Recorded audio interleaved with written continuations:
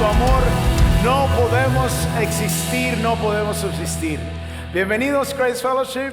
Les habla el pastor José Alonso. Estoy muy contento de estar con todos ustedes. Tengo el privilegio de servir como parte del equipo de enseñanza y predicación, y quiero desearles a todas nuestras sedes locales aquí en Miami un feliz fin de semana de independencia. Démosle gracias al Señor por todas las bendiciones que se disfrutan en este país. También queremos darle la bienvenida a todos los que nos acompañan en las sedes globales y también por internet. Y hoy continuamos con nuestra serie Viviendo la Buena Vida. Y hoy vamos a hablar de un tema que ciertamente nos va a ayudar a vivir una vida realmente buena.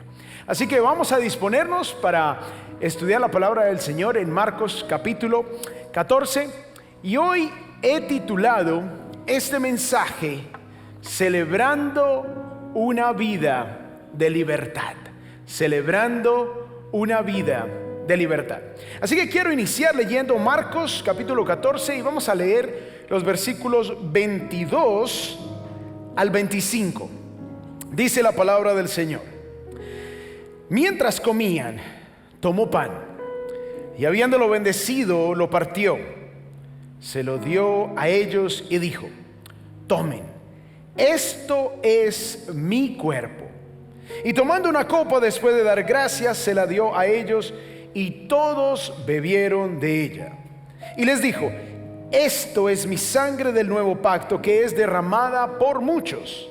En verdad les digo que ya no beberé más del fruto de la vid hasta aquel día cuando lo beba nuevo en el reino de Dios. Que el Señor bendiga su santa palabra. Podemos tomar asiento.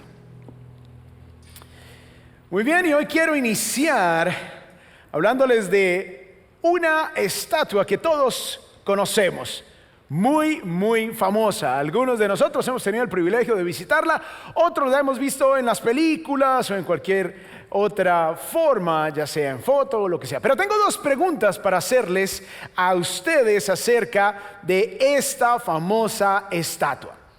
La conocemos como la Estatua de la Libertad, pero ¿cuántos de ustedes en realidad conocen el nombre oficial? Levantan la mano. El nombre oficial, que es diferente a Estatua de la Libertad. Bueno, casi nadie, ¿cierto?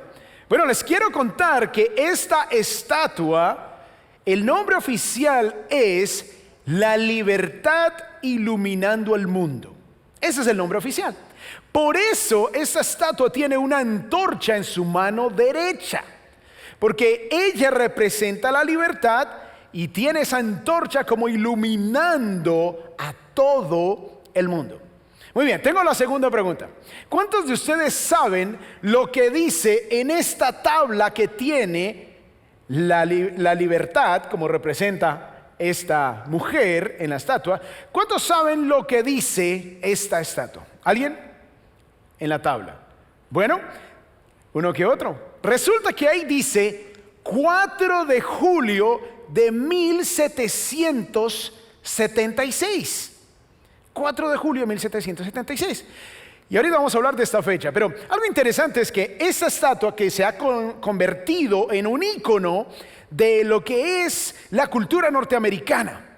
Cuando la gente ve esta estatua, piensa en los Estados Unidos, piensa en la ciudad de Nueva York, donde se encuentra ubicada. Pero resulta que esta estatua en realidad fue un regalo hecho por Francia. Originalmente fue hecha en Francia y fue un regalo de esta nación para los Estados Unidos, que se trajo a los Estados Unidos en 1886 para conmemorar y celebrar los 100 años de libertad de los Estados Unidos. Bueno, fue precisamente en la fecha que se encuentra allí en la tabla que tiene la señora Libertad, 4 de julio de 1776, fue precisamente ese día cuando se firmó y se aprobó lo que se conoce como la Declaración de Independencia.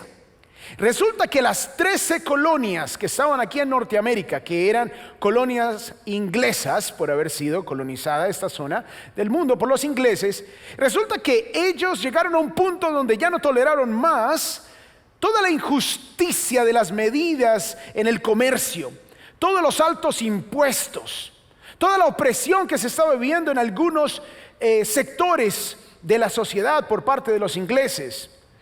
Y adicionalmente una esclavitud económica que ya era intolerable, así que ellos decidieron declarar su independencia de Gran Bretaña y pelear por su libertad. Y esto sucedió precisamente el 4 de julio de 1776. Y este fin de semana precisamente se celebra aquí en los Estados Unidos la independencia. Ahora quiero mostrarles cómo se vive la noche del 4 de julio allí en esa zona donde está la Estatua de la Libertad en la ciudad de Nueva York. Veamos.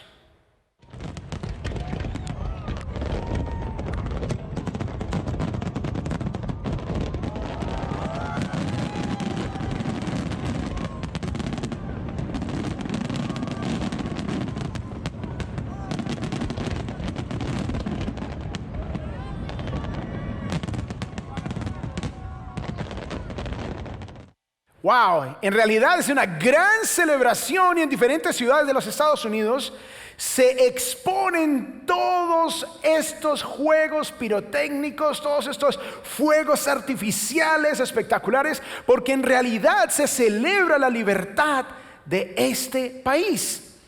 En muchos de nuestros países también celebramos los días de independencia. Y entonces aquí el 4 de julio se ha convertido en esa fecha conmemorativa donde se celebra precisamente la libertad que se disfruta en esta nación, y la Estatua de la Libertad, como la conocemos, se ha convertido en ese monumento que es precisamente el ícono, la representación de la libertad. Y por eso se vive tanta celebración en este país en un fin de semana como este. Ahora, permítanme traer todo esto a la enseñanza de hoy, porque esto es una ilustración de la celebración de la libertad que nosotros como cristianos también tenemos. Y me refiero que así como el 4 de julio es la fecha conmemorativa y la Estatua de la Libertad es ese ícono de la libertad, nosotros los cristianos también celebramos la libertad que Cristo nos ha dado por medio de un evento que se conoce como la Santa Cena o la Cena del Señor. Y por eso quiero compartir con ustedes la idea principal de este mensaje, la cual es: la Santa Cena es la celebración de la libertad que Cristo nos ha dado con su sacrificio. Se los voy a repetir. La Santa Cena es la celebración de la libertad que Cristo nos ha dado con su sacrificio. Ahora tú escuchas este mensaje y te estarás preguntando, bueno, pero ¿de qué nos liberta Cristo? ¿Y por qué la Santa Cena es una celebración? ¿Y quiénes pueden participar de esa celebración? Y además, ¿qué se está celebrando allí? Bueno, estas son las preguntas que vamos a responder en el mensaje de hoy a la luz del texto de Marcos capítulo 14. Y para ello quiero invitarlos para que descarguen la aplicación de CF Miami y puedan tomar notas de todo lo que vamos a estar compartiendo en este mensaje. Muy bien, así que quiero compartir con ustedes dos verdades principales que nos van a ayudar a nosotros, primero, a entender la libertad que Cristo nos ofrece, y segundo, para poder disfrutarla. Muy bien, entonces vamos al primer punto, que es: la Pascua es la celebración de la liberación de Israel de la esclavitud en Egipto. Porque lo que Jesús está celebrando tiene que ver con esta celebración que se conoce como la Pascua. Miren lo que dice aquí Marcos 14, 12. Dice: el primer día de la fiesta de los panes sin levadura, cuando se sacrificaba el cordero de la ¿qué? Pascua. Los discípulos le preguntaron a Jesús: ¿dónde quieres que vayamos y hagamos los preparativos para que comas la Pascua? Bueno, resulta que los discípulos le preguntan al Señor, bueno, ¿dónde vamos a celebrar nosotros la Pascua? Porque se encuentra este evento en el jueves de lo que se conoce como la Semana Santa para el mundo cristiano.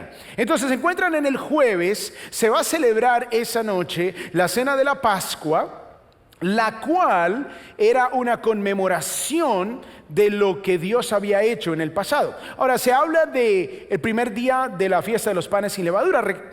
Resulta que Israel debía por 6 días solamente comer pan sin levadura. Entonces se encontraban en ese primer día, que era el día donde se celebraba la Pascua. Ahora, recordemos un poco de lo que sucede allí en Israel, porque resulta que Israel estuvo cautivo como esclavo en Egipto. Estuvieron allí por 430 años. Ellos fueron esclavos y Dios escucha el clamor de su pueblo, levanta a un hombre llamado Moisés para que los libere de la esclavitud en la cual estaban ellos allí en Egipto.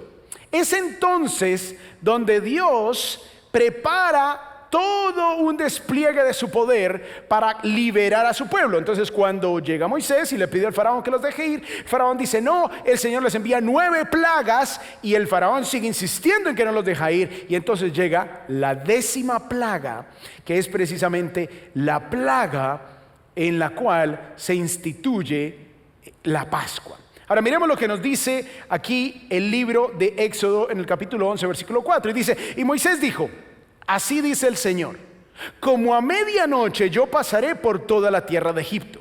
El Señor iba a visitar esta tierra y dice: y morirá todo primogénito en la tierra de Egipto, desde el primogénito de Faraón que se sienta en su trono, hasta el primogénito de la sierva que está detrás del molino, también todo primogénito del ganado.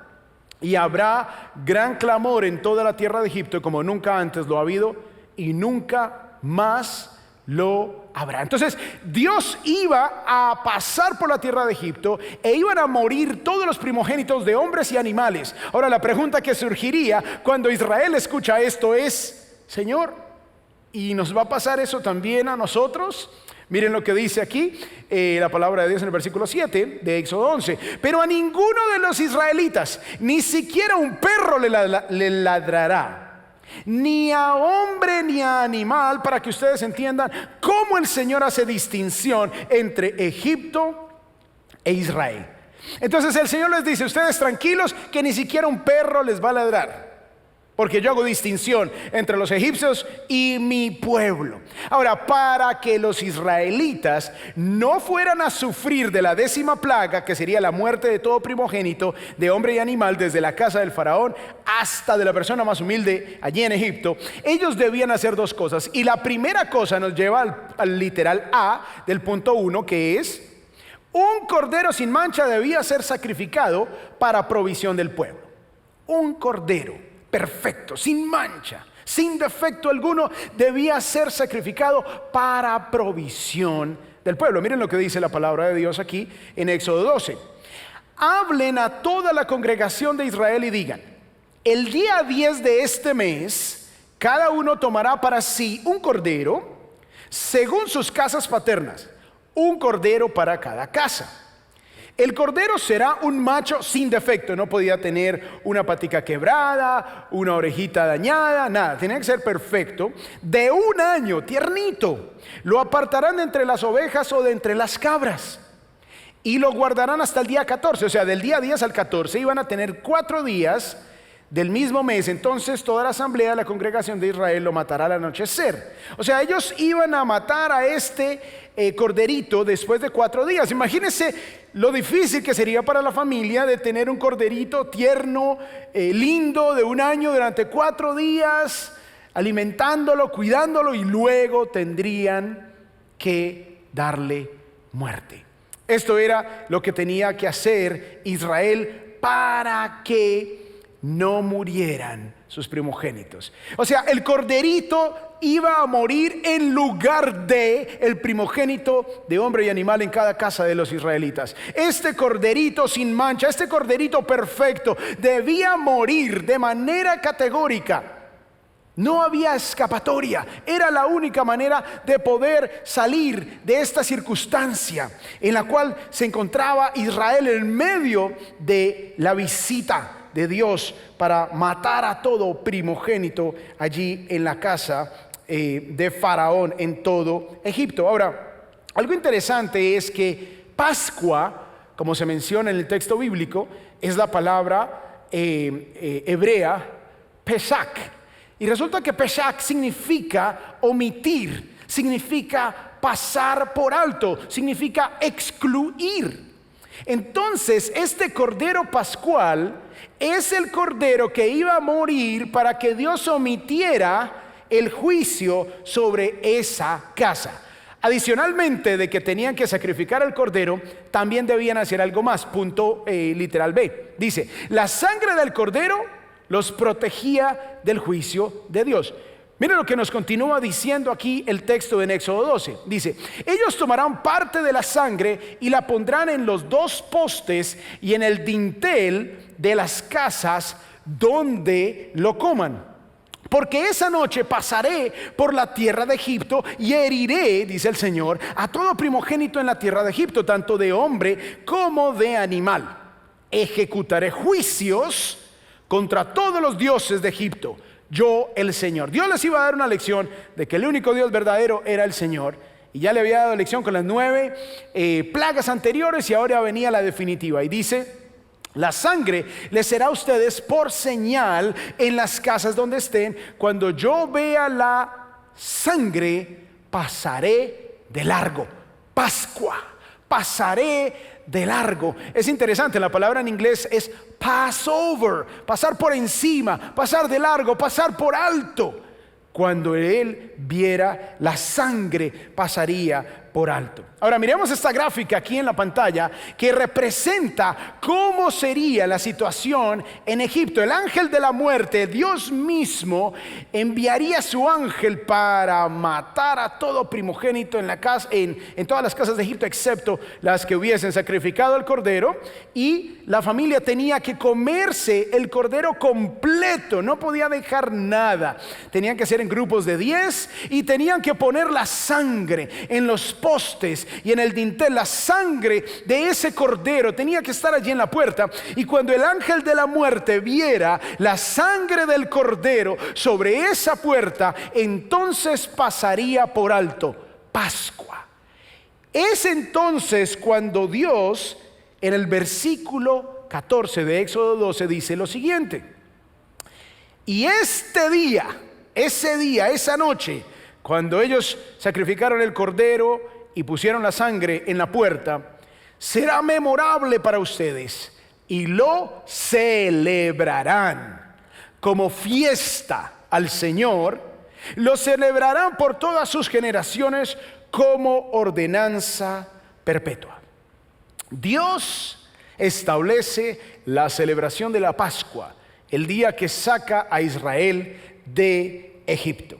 Luego entonces, 1400 años después, se encuentra Jesús con sus discípulos en Jerusalén. Dios había establecido que solo se podía celebrar la Pascua donde Él estableciera y donde Él indicara. Y en ese momento de la historia Dios había indicado que solo se podía dentro de las murallas de Jerusalén. Los corderos eran sacrificados en el templo. Las familias los llevaban, eran sacrificados y les devolvían la carne para que ellos entonces fueran a casa y celebraran la Pascua. Entonces el Señor quería celebrar esa Pascua con sus discípulos. Miren lo que nos dice el relato aquí en Marcos a partir del versículo 13. Dice: y él envió a 2 de sus discípulos. Recordemos que ellos le dijeron: Señor, ¿cómo hacemos? ¿Dónde vamos a celebrar la Pascua? Entonces Jesús escoge a 2 de ellos. No dice quién es aquí el texto de Marcos. Y les dice: vayan a la ciudad y allí les saldrá al encuentro un hombre que lleva un cántaro de agua. Síganlo. Era fácil seguir a un hombre con un cántaro de agua porque los cántaros de agua generalmente los llevaban las mujeres. Así que si ellos veían un hombre con un cántaro de agua, fácil de identificarlo, era muy poco común. Y dice: y donde él entre, digan al dueño de la casa: el maestro dice, ¿dónde está mi habitación en la que pueda comer la Pascua con mis discípulos? ¿Dónde está ese lugar? Y él les mostrará un gran aposento alto, amueblado y preparado. Hagan los preparativos para nosotros allí. Y luego nos dice, versículo 16: salieron pues los discípulos y llegaron a la ciudad y encontraron todo tal como él les había dicho y prepararon la Pascua.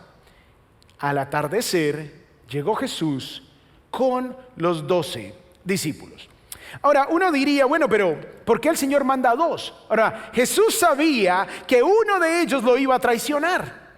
Jesús sabía que uno de ellos, llamado Judas Iscariote, lo iba a vender. Entonces Jesús quería asegurarse de que él tendría la oportunidad de reunirse con sus discípulos, y por eso entonces le oculta a Judas, manda a dos de confianza. Es posible que mandó a Juan y a Pedro para que ellos se encargaran de todo. Así que Judas no sabía dónde iba a estar el Señor. Cuando llega es que se entera, llega aquí a este aposento alto. Porque una vez Jesús identifica a Judas, Juan nos relata que el Señor dice: el que ponga allí su pan conmigo y lo moje, ese es el que me traicionará. Jesús dice allí en Juan, le dice: lo que vas a hacer, ve y hazlo pronto. Dice que Judas Iscariote sale. Y entonces el Señor Jesús tiene este tiempo y esta oportunidad para reunirse con sus discípulos, con sus 11 verdaderos discípulos. Luego entonces ya entendemos cuál es el trasfondo de todo esto de la Pascua. Ya sabemos que el cordero debía ser sacrificado y la sangre debía ser aplicada sobre esa casa. Bien, ahora vamos a lo que corresponde a la iglesia. Dice el punto número 2. La Santa Cena es la celebración de la liberación del creyente de la esclavitud del pecado. Porque así como los judíos fueron liberados de la esclavitud de Egipto, el creyente es liberado de la esclavitud del pecado. Así que cuando Jesús se reúne con sus discípulos, Él les explica que Él es el cumplimiento de la Pascua. Él es el cordero al cual apuntaron todos esos corderos que anualmente se iban sacrificando desde el momento allí en el Éxodo, cuando estaban en Egipto. Desde ese momento, 1400 años antes, hasta el momento de Cristo. Entonces Él les explica que todos esos corderos apuntaban a Él. Por eso Juan el Bautista dice de una manera muy clara cuando ve venir al Señor, dice aquí en Juan 1:29, al día siguiente Juan vio a Jesús que venía hacia él y dijo: ahí está el Cordero de Dios que quita el ¿qué? No escucho, ¿que quita el qué? El pecado del mundo. Tenemos ahora aquí al Cordero de Dios, al que apuntaron todos estos corderitos, para que cuando llegara el Cordero de Dios, los judíos se dieran cuenta que ese era su Salvador, ese era su Mesías, ese era el que daría su vida por rescatar a todo el pueblo. Este sería el Cordero que sería sacrificado para que entonces el pueblo no pagara el juicio, no sufriera el juicio de Dios por los pecados de la humanidad. Miremos el literal A del punto 2. El pan representa el precio de nuestra libertad. Jesús empieza a describir, aquí miremos el versículo 22, dice: mientras comían, tomó pan y habiéndolo bendecido, lo partió, se lo dio a ellos y dijo: tomen, esto es mi cuerpo. El Señor ilustra su entrega voluntaria. El Señor les explica que el pan representaba su cuerpo. El pan representaba su cuerpo que sería partido, por así decirlo, en el lenguaje del Señor, por todos nosotros. Jesús, el Cordero de Dios sin mancha, el Cordero de Dios que vive perfecto, así como ese corderito tenía que ser perfecto, sin defecto alguno. Jesús aparece en la escena de la humanidad y vive una vida perfecta, venciendo el pecado, viviendo de una manera perfecta. El Cordero perfecto ahora sería entregado, ahora sería ofrecido para ser partido por los pecadores. Y el famoso pasaje, de hecho es el pasaje más famoso en toda la Biblia, nos explica claramente, y quiero leerlo aquí con ustedes. Dice aquí la palabra de Dios: porque de tal manera amó Dios, fue tal la magnitud del amor de Dios, que dio a su Hijo unigénito, dio lo máximo, dio lo más amado, para que todo aquel que crea en Él no se pierda, sino que tenga vida eterna. Dios entrega a su Hijo como el sacrificio perfecto, que sería la satisfacción de la ira divina, la ira justa por el pecado del ser humano. Jesús pagaría por el pecador, el perfecto por el imperfecto, el que no tenía mancha alguna, por aquellos que estamos manchados por el pecado. Eso es lo que Dios desea para ti y para mí. Dios desea que tú rindas tu vida a Jesús, para que cuando la consecuencia de la muerte eterna, la separación eterna de Dios, que Jesús mismo la describe con el infierno, ese lugar de tormento eterno, no es dejar de existir, sino es existir en un lugar de tormento eterno que no terminará jamás.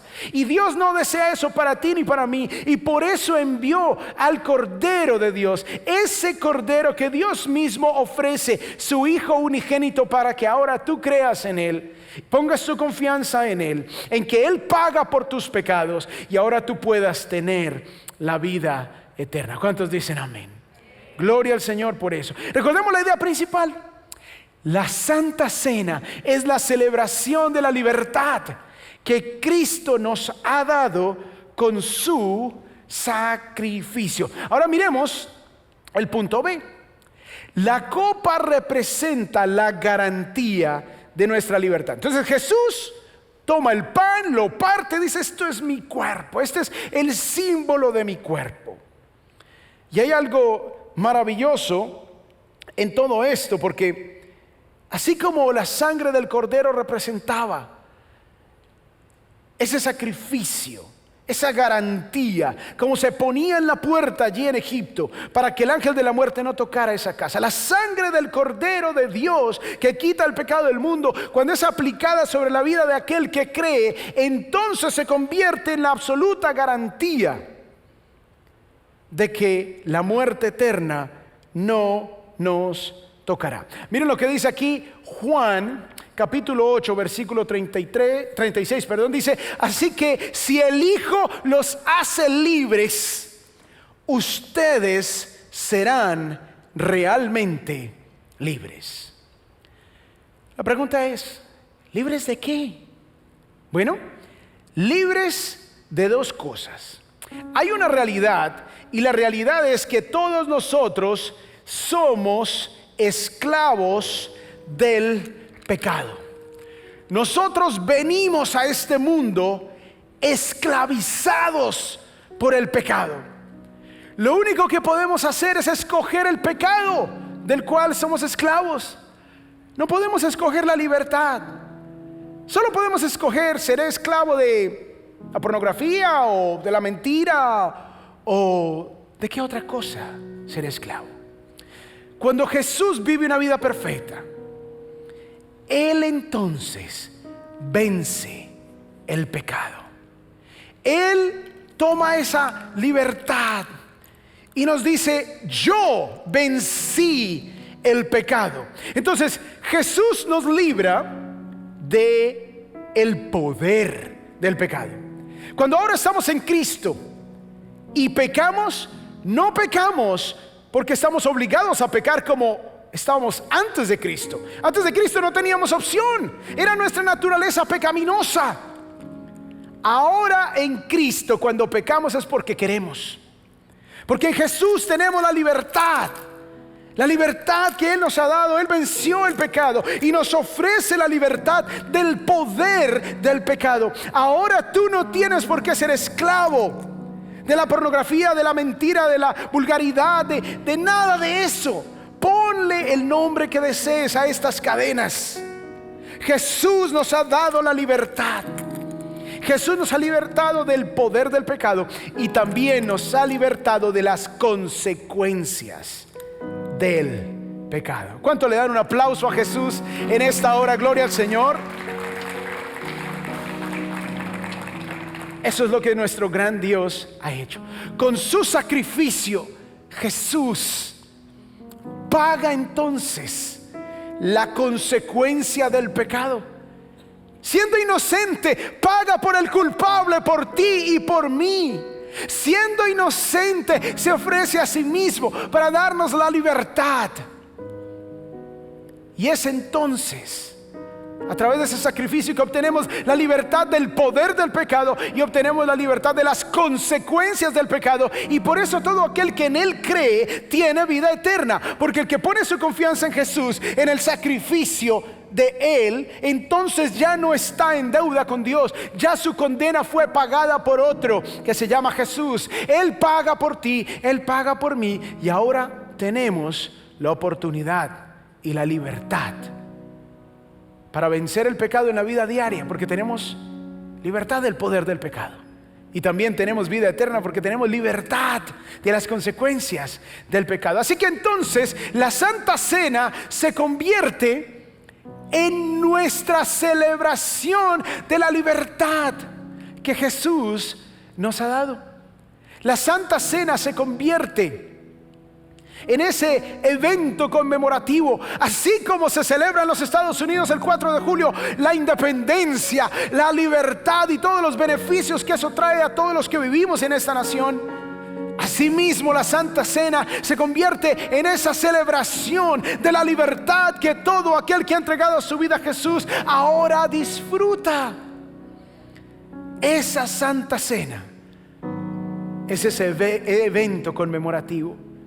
Es esa celebración de la independencia que el Señor mismo nos ha dado a cada uno de nosotros.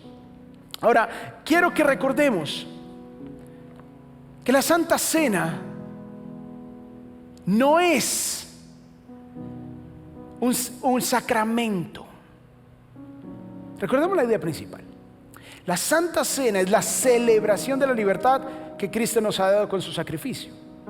Ahora, ¿qué diferencia hay entre un sacramento y una ordenanza? Porque en la iglesia tradicional nos han hablado de un sacramento. Resulta que el sacramento implica que el acto tiene un poder en sí mismo. Cuando se ve el bautismo, por ejemplo, como un sacramento, se cree que el bautismo salva, que el bautismo tiene un poder implícito. Eso es un sacramento. Pero el bautismo no es un sacramento, el bautismo es una ordenanza, porque el bautismo no nos salva, el que nos salva es Cristo. El bautismo es la señal de que Cristo me salvó. Lo mismo sucede con la Santa Cena. La Santa Cena no es un sacramento, no tiene un poder implícito, es un acto conmemorativo. Porque la iglesia tradicional, para que eso se convierta en un sacramento, entonces el pan tiene que ser el cuerpo literal de Cristo y la sangre el fruto de la vid tiene que ser la sangre literal de Cristo. Y por eso entonces les toca meter una doctrina que se llama la doctrina de la transubstanciación, donde supuestamente el sacerdote, al levantar la hostia, convierte el pedazo de pan en el cuerpo de Cristo, y al partir la hostia sacrifica a Cristo como si necesitara a Cristo de ser sacrificado otra vez, como si su sacrificio en la cruz no hubiese sido suficiente. Para nosotros no es un sacramento, para nosotros es una ordenanza. Es algo que el Señor nos pide para que conmemoremos y celebremos la libertad que Él nos ha dado. Miremos lo que nos dice precisamente 1 Corintios 11:27. De manera que el que coma el pan o beba la copa del Señor indignamente, o sea, a la ligera, o sea, no reflexionando el valor que esto tiene, será culpable del cuerpo y de la sangre del Señor. Por tanto, examínese. ¿Por tanto qué? Examínese cada uno a sí mismo, y entonces coma del pan y beba de la copa. Porque el que come y bebe sin discernir correctamente el cuerpo del Señor, come y bebe juicio para sí. Entonces, como nos dice que primero nos examinemos, que primero pensemos, número uno, si ya hemos entregado nuestra vida a Jesús. Porque esta celebración es para los creyentes. Esta celebración no es para no creyentes. Si aún no has entregado tu vida a Jesús, pues no puedes participar. Entonces vamos a tomar unos segundos para reflexionar si ya hemos entregado nuestra vida a Jesús. Y si lo hemos hecho, si nuestra vida está en paz con Dios o si hay algún pecado que debemos confesar, que debemos pedir perdón. Vamos a tomar unos segundos para reflexionar al respecto.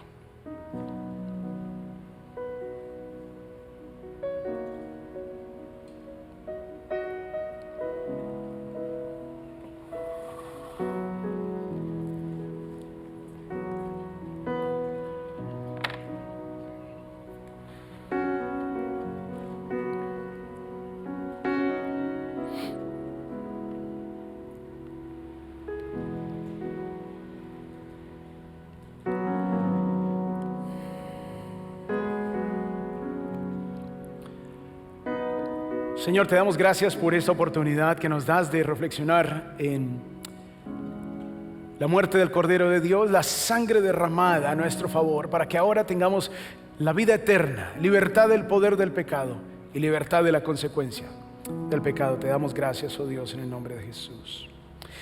Dice la palabra del Señor, aquí en 1 Corintios precisamente, porque yo recibí del Señor, dice el apóstol Pablo, lo mismo que les he enseñado. Que el Señor Jesús, la noche en que fue entregado, tomó pan y después de dar gracias lo partió y dijo: esto es mi cuerpo, que es para ustedes. Hagan esto en memoria de mí. Entonces vamos a tomar la copa, vamos a levantar la primera pestaña transparente, vamos a tomar el pan. Si estás en casa, puedes tomar el pan. Y al haber reflexionado en tu relación con Jesús, entonces vamos a tomar todos del pan que representa el cuerpo de Cristo que fue entregado por todos nosotros. Tomemos el pan.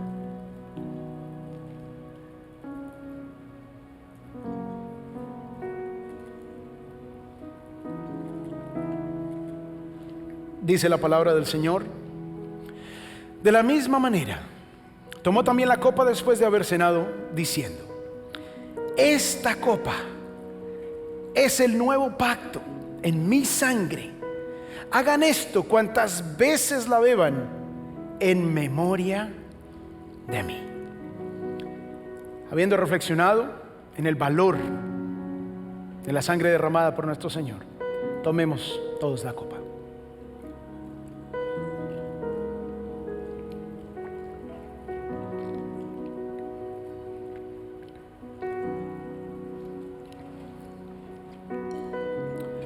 Finalmente dice el versículo 26: porque todas las veces que coman este pan y beban esta copa, proclaman la muerte del Señor hasta que Él venga. Demos gracias a Dios. Padre, gracias, Señor, por esta oportunidad. Te amamos, entregamos nuestra vida por completo a ti. Te alabamos y te damos las gracias en el maravilloso nombre de Jesús. Y el pueblo de Dios dice: amén. Siempre has sido